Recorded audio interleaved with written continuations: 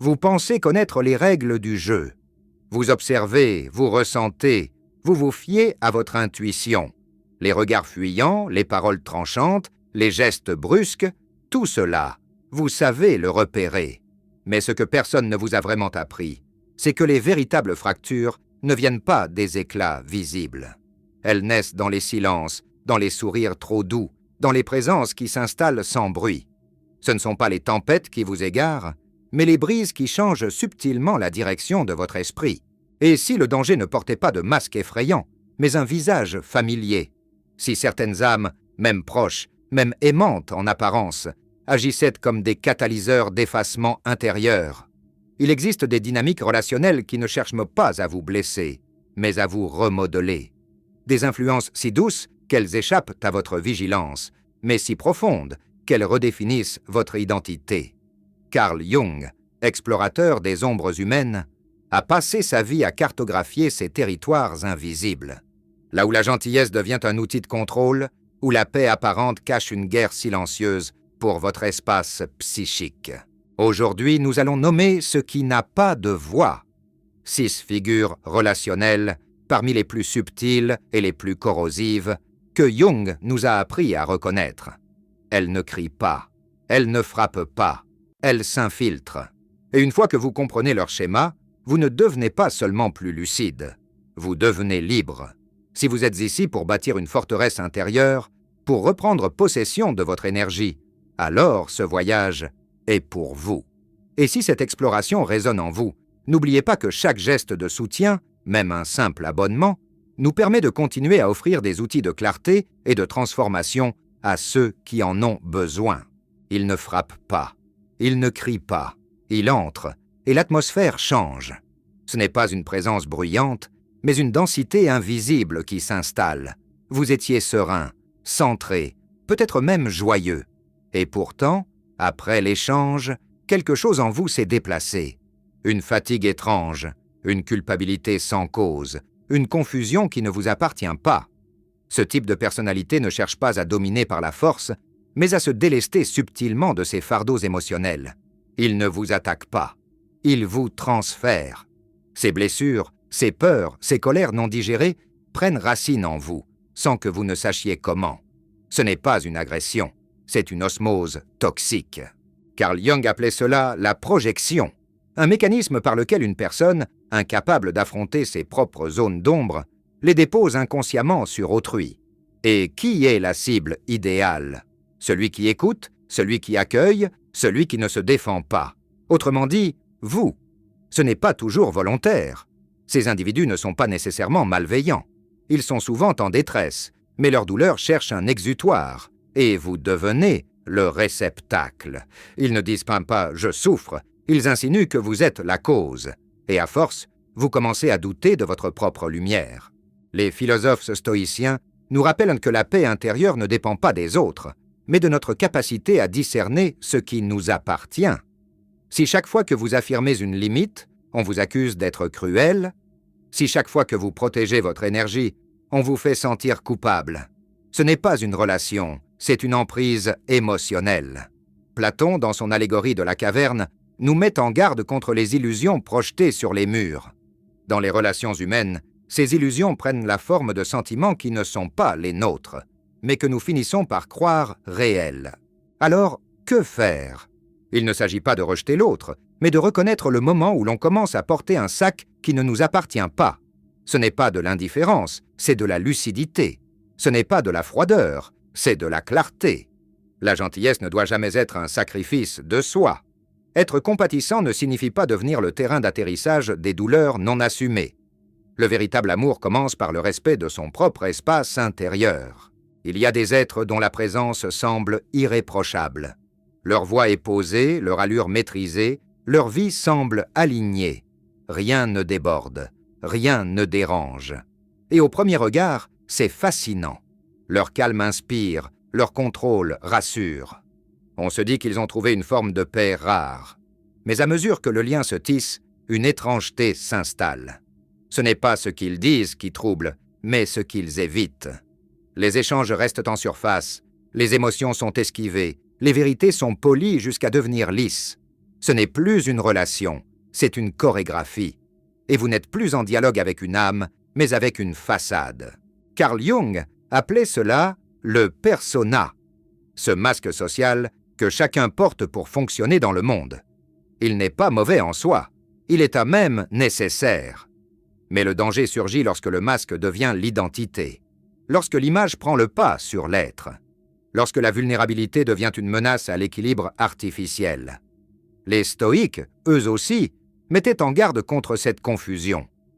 Marcus Aurelius rappelait que nous ne sommes ni nos titres, ni nos rôles, mais des consciences capables de jugement.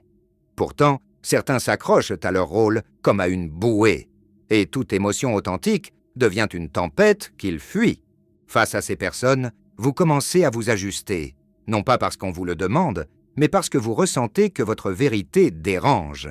Alors vous modérez vos élans, vous filtrez vos pensées, vous lissez vos aspérités, vous devenez une version édulcorée de vous-même, juste pour rester en harmonie avec leur scénario. Platon disait que la vérité est le fondement de toute bonté. Mais dans ces relations, la vérité devient une dissonance, l'authenticité, une menace.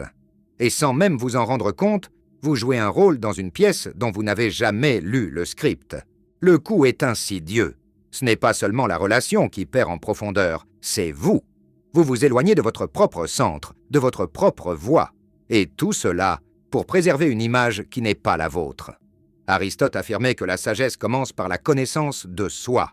Mais cette connaissance exige du courage, celui d'être vrai, même quand c'est inconfortable. Et si vous êtes entouré de ceux qui fuient cette vérité, vous finissez par la fuir aussi. Alors, posez-vous la question, combien de fois vous vous censurez, non par peur de blesser, mais par peur de troubler l'équilibre? Si votre sincérité devient un danger, ce n'est pas une relation, c'est une mise en scène. Et vous n'êtes pas né pour jouer un rôle secondaire dans le récit de quelqu'un d'autre. Socrate disait que vivre avec honneur, c'est incarner ce que l'on prétend être. Cela implique de retirer le masque, d'oser l'imperfection et de permettre à l'autre d'en faire autant. Car une relation où l'on ne peut pas être vrai est une cage, même si elle est tapissée de velours. Vous méritez un espace où vos émotions ne sont pas filtrées, où votre chaos n'est pas jugé, mais accueilli. Là commence la vraie présence. Là commence la liberté. Certains individus incarnent une forme de stabilité presque exemplaire. Ils avancent avec calme, parlent avec mesure, agissent avec constance. Rien ne déborde, rien ne s'effondre. Leur maîtrise inspire, leur retenue rassure. On les admire pour leur discipline, leur sens du devoir, leur capacité à rester droit dans le tumulte. Mais parfois, ce calme n'est pas une paix, c'est une pression. Une façade si bien construite qu'elle masque une guerre intérieure. Sous cette surface lisse, des émotions non exprimées s'accumulent, colère, jalousie, frustration, douleur. Des sentiments que la société juge inacceptables, surtout chez ceux qui veulent incarner la force. Alors, ils les enfouissent, ils les ignorent. Ils construisent donc leur identité sur l'idée qu'ils sont au-dessus de ces failles humaines. Mais comme Jung l'a souligné, ce que nous refoulons ne disparaît pas, cela s'enracine. Et un jour, cela cherche à émerger. L'ombre, disait-il, finit toujours par réclamer sa place. Mais elle ne revient pas sous forme de confession douce. Elle revient déguisée, sarcasme, froideur, critique voilée, gestes passifs, agressifs. Et vous, qui êtes proche, devenez le réceptacle de cette tension. Non pas parce que vous l'avez provoquée, mais parce que vous êtes là, parce que vous êtes perçu comme assez solide pour encaisser ce qu'ils ne peuvent pas reconnaître. Ce type de personnalité ne crie pas, il ne s'effondre pas, il se fissure lentement, et vous commencez à marcher sur des œufs, à douter de vos mots, à vous interroger sur votre propre ressenti. L'érosion est silencieuse, mais réelle. Les stoïques nous enseignent que la véritable force ne réside pas dans la suppression, mais dans la connaissance de soi. Marcus Aurelius écrivait que le pouvoir réside dans notre esprit, pas dans ce qui nous entoure. Pourtant, beaucoup confondent le silence avec le contrôle. Ils pensent que ne pas réagir, c'est dominer. Mais il y a une différence entre la maîtrise et l'évitement. Ce qui rend cette dynamique si complexe, c'est que de l'extérieur, tout semble parfait. Ils respectent les règles, tiennent leurs engagements, affichent une posture irréprochable. Mais vous sentez que quelque chose cloche. Une tension subtile, un regard fuyant, une remarque qui pique sans raison. Et parce qu'ils ne reconnaissent pas leur propre chaos, ils le projettent. Ils ne disent pas « je souffre ». Ils insinuent que vous êtes la source du malaise, et vous, sans comprendre, portez le poids de leur guerre intérieure. Socrate disait que vivre avec honneur, c'est être ce que l'on prétend être. Mais ces personnes ont divisé leur être en deux, l'image qu'ils montrent et l'ombre qu'ils cachent. Et plus cette division grandit, plus la pression monte, jusqu'à ce qu'elle trouve une issue, parfois brutale, parfois glaciale. Alors, que faire? D'abord, ne confondez pas la retenue avec la santé émotionnelle. Le calme n'est une paix que lorsqu'il est enraciné dans la vérité. Ensuite, soyez attentifs aux signes discrets, les micro-expressions, les silences lourds, les compliments qui jugent, les tensions invisibles. Et surtout, n'attendez pas l'explosion. Si vous sentez que vous êtes devenu le terrain de projection d'un chaos non assumé, prenez du recul, créez de l'espace, protégez votre énergie. Car comme le rappelle Épictète, la liberté commence là où s'arrête le contrôle sur autrui. Vous ne pouvez pas guérir leur tempête, mais vous pouvez choisir de ne pas y être exposé. Tous les dangers ne font pas de bruit. Certains avancent en silence, et certains sourient pendant qu'ils brûlent. Il existe des personnes dont les paroles semblent toujours guidées par la sagesse. Elles parlent avec assurance, se présentent comme bienveillantes, soucieuses de votre évolution. Et au début, on les croit. Leur ton est posé, leurs conseils paraissent éclairés. Elles disent vouloir votre bien. Mais à la fin de chaque échange, quelque chose en vous s'est rétracté. Vous ne vous sentez pas grandi, mais diminué. Pas insulté, mais évalué. Leurs critiques ne se présentent jamais frontalement. Elles se glissent dans les compliments, se drapent de nobles intentions, et pourtant, elles vous laissent avec un poids, celui de ne pas être assez. Jung appelait ce phénomène la projection morale. Lorsque quelqu'un incapable d'assumer ses propres contradictions les transpose sur autrui sous couvert de vertu. Ce n'est pas la méchanceté qui guide ces personnes, mais une forme d'aveuglement. Elles croient être corrigées, mais elles contrôlent. Elles pensent guider, mais elles imposent. Aristote parlait de la vertu comme d'un équilibre. Mais ces individus vivent dans l'excès, celui du jugement déguisé en éthique. Et plus vous vous rapprochez d'eux, plus vous vous sentez observé. Vos choix deviennent des anomalies, vos rêves, des erreurs, votre singularité, une menace à leur vision du bon. Ils ne cherchent pas à vous aider à vous épanouir. Ils veulent que vous rentriez dans le moule qu'ils ont sanctifié. Et si vous vous en écartez, ils ne vous attaquent pas. Ils vous corrigent, doucement, insidieusement, jusqu'à ce que leur voix devienne la vôtre, jusqu'à ce que vous doutiez de chaque pas, non par manque de clarté, mais par peur de décevoir un idéal que vous n'avez jamais choisi. Les stoïques nous rappellent que la vraie moralité ne consiste pas à régenter les autres, mais à se gouverner soi-même. Épictète disait que l'amélioration personnelle exige d'accepter d'être mal compris, car parfois, ceux qui parlent le plus fort de vertu sont ceux qui fuient le plus leur propre chaos intérieur. Et c'est là que réside le danger. Ces personnes ne se voient pas comme oppressives, elles se croient éclairées. Mais en réalité, elles utilisent les principes comme des projecteurs, non pour illuminer, mais pour masquer leurs ombres. Platon, dans la République, mettait en garde contre ceux qui préfèrent l'apparence du bien à son essence. Ils ne cherchent pas la vérité, ils cherchent le contrôle. Et ce contrôle, ils l'exercent par le langage. Un langage sacralisé, difficile à contester. Un langage qui vous pousse à vous taire, à vous conformer, à vous effacer, jusqu'à ce que vous ne sachiez plus si vos pensées sont les vôtres ou les échos de leur jugement. Mais voici ce qu'ils ne veulent pas que vous sachiez. Une morale imposée n'est pas une morale, c'est une manipulation. Si un conseil vous rétrécit, au lieu de vous ouvrir, ce n'est pas de l'amour, c'est de la domination.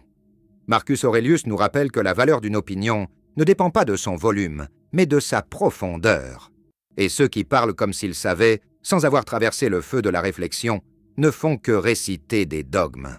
La vraie vertu ne cherche pas à briller. Elle ne réclame ni reconnaissance ni applaudissement. Elle agit en silence, avec humilité. Alors si vous sentez que leur voix prend trop de place dans votre esprit, baissez le volume. Reprenez votre espace. Et souvenez-vous, la vraie force morale ne vient pas de l'extérieur. Elle naît dans le dialogue intime entre vous et votre conscience. Certaines relations ne sont pas des refuges, ce sont des climats. Un jour, vous êtes accueilli avec chaleur, le suivant, vous êtes balayé par une tempête sans avertissement. Vous ne savez jamais vraiment à quoi vous attendre. Un mot, un geste, une absence de réponse, et tout bascule. Ce n'est pas la violence qui vous atteint, c'est l'instabilité. Vous commencez à surveiller vos mots, à anticiper leurs réactions, à ajuster votre ton. Non pas par peur de blesser, mais par peur d'être frappé par une émotion que vous n'avez pas provoquée. Et lentement, vous cessez d'être vous-même. Le paradoxe, c'est que ces personnes ne sont pas toujours froides. Elles peuvent être tendres, aimantes, vulnérables. Elles rient avec vous, pleurent avec vous, vous embrassent avec intensité. Mais cette intensité est instable. Elle ne repose pas sur la conscience, mais sur des fragments émotionnels non résolus. Jung décrivait ces fragments comme des entités internes, des complexes, qui prennent le contrôle de l'esprit sans que la personne en soit pleinement consciente. Dans ces moments, ce n'est pas vous qu'elle voit. C'est une douleur ancienne, un souvenir enfoui, une blessure non cicatrisée. Et vous devenez le miroir involontaire de ce passé. Le résultat, vous êtes affecté, même si vous n'êtes pas la cause.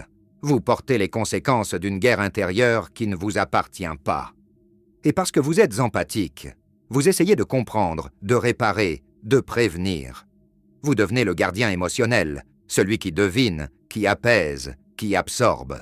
Mais cette posture, aussi noble soit-elle, vous efface. Vous cessez de demander, vous cessez de parler librement. Vous vous dites que ce n'est pas le bon moment, que l'autre souffre, que vous devez être fort. Et ainsi commence l'abandon de soi, non pas brutalement, mais par petites concessions silencieuses. Les stoïques nous enseignent que la paix ne vient pas du contrôle des autres, mais de la maîtrise de soi. Marcus Aurelius rappelait que nous n'avons pas à transformer chaque émotion en drame. Mais pour ceux gouvernés par leurs complexes, cette maîtrise est absente. Ils ressentent, ils réagissent. Il n'y a pas d'espace entre les deux. Et vous, à force de recevoir ces vagues, vous commencez à vivre une histoire qui n'est pas la vôtre. Leur passé devient votre présent. Leurs blessures redessinent votre réalité. Et vous vous blâmez pour des douleurs que vous n'avez jamais causées. Mais voici ce qu'il faut retenir. Leur guérison ne dépend pas de vous. Votre compassion ne vous oblige pas à devenir leur thérapeute. Votre amour ne vous condamne pas à être leur régulateur émotionnel. Socrate disait que la sagesse commence par discerner ce qui nous appartient. Et si quelqu'un ne peut pas gérer ses tempêtes, ce n'est pas à vous de tenir le parapluie en espérant que le ciel s'éclaircisse. Vous pouvez aimer, vous pouvez soutenir, mais vous ne devez jamais sacrifier votre sécurité intérieure pour sauver quelqu'un qui refuse de regarder sa propre ombre.